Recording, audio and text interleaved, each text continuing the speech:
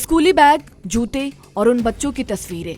गालिबफ की भावुक पोस्ट ने सुनाई अमेरिकी सितम की दास्तां। ये कोई साधारण तस्वीर नहीं थी, बल्कि एक ऐसे खामोश मंजर का था जिसने हर देखने वाले को भीतर से हिला दिया।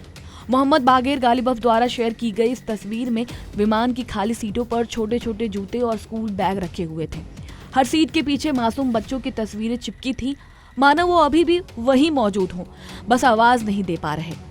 ये दृश्य सिर्फ एक श्रद्धांजलि नहीं, बल्कि एक गहरी पीड़ा और संदेश का प्रतीक था। ईरान ने इस भावनात्मक प्रस्तुति के जरिए दुनिया को ये दिखाने की कोशिश की कि युद्ध सिर्फ सीमाओं तक नहीं लड़ा जाता, बल्कि इसकी सबसे बड़ी कीमत आम लोगों, खासकर बच्चे चुकाते हैं। इन तस्वीरों में छुपी खामोशी उन अनगिनत परिवारों का दर्द बयान कर रही थी, जिनकी दुनिया एक पल में उजड़ गई। दरअसल ये पूरा घटनाक्रम उस वक्त सामने आया जब यूएस और ईरान के बीच तनाव लगातार बढ़ता जा रहा है। इसी बीच पाकिस्तान ने शांति वार्ता के लिए पहल करते हुए खुद को एक मध्यस्थ के रूप में पेश किया है।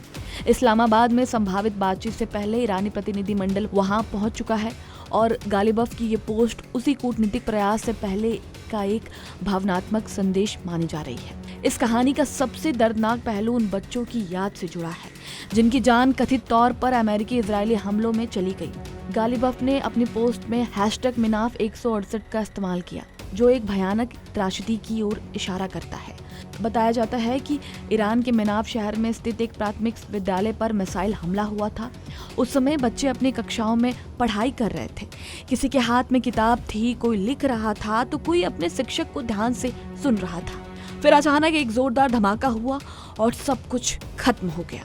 मिसाइल सीधे स्कूल पर गिरी, इमारत पल भर में मलबे में तब्दील हो गई, चारों तरफ चीख पुकार मच गई, लेकिन कुछ ही देर में सन्नाटा छा गया। इस हमले में 170 से ज्यादा लोगों की जान चली गई, जिनमें अधिकतर मासूम बच्चे थे। कई बच्चे तो अपनी सीटों से उठ भी नहीं पाए। पीछे रह गए सिर्फ बिखरे हुए जूते, स्कूल बैग और अधूरी कापियां, जो उस दिन की भयावता की गवाही देते हैं।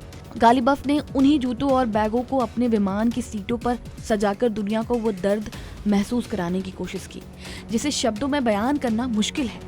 ये एक खामोश पुकार थी, न्याय की, सहानुभूति की और शांति की। इस पूरे कदम को सिर्फ एक भावनात्मक प्रतिक्रिया नहीं, बल्कि एक सोची समझी कूटनीतिक रणनीति के रूप में भी देखा जा रहा है।